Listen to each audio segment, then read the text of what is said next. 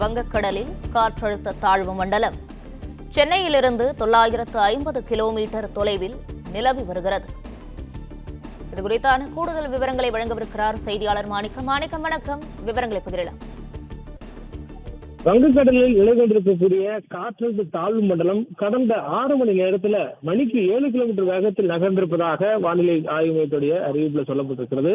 இன்று காலை 11:30 மணி அளவிலான அந்த நிலவரப்படி வானிலை ஆய்வு மையம் தற்போது ஒரு முன்னறிவிப்பு கொடுத்திருக்கிறாங்க. அதுல காற்றழுத்த தாழ்வு மண்டலம் நகரக்கூடிய திசை என்பது மேற்கு திசையை நோக்கி நகர்வதாகவும் 6 மணி நேரத்துல மணிக்கு 7 கிலோமீட்டர் வேகத்துல நகர்ந்து கொண்டிருப்பதாகவும் தெரிவிக்கப்பட்டிருக்கிறது.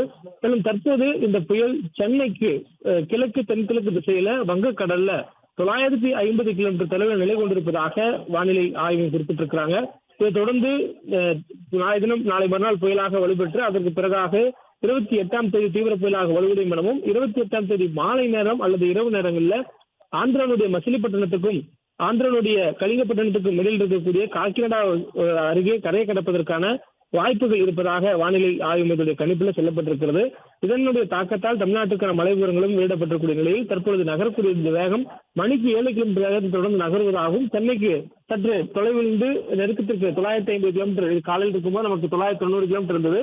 தற்போது காலையிலிருந்து தற்போது 40 கிலோமீட்டர் நகர்ந்திருப்பதாக வானிலை ஆய்வு மையத்துடைய அறிவிப்பில் சொல்லப்பட்டிருக்கிறது.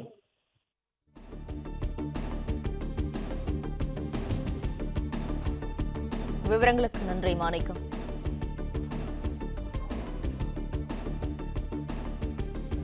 பிளே ஸ்டோர் மற்றும் ஆப் ஸ்டோரில் இருந்து பாலிமர் செயலியை QR கோடு மூலம் பதிவிறக்கம் செய்யுங்கள்.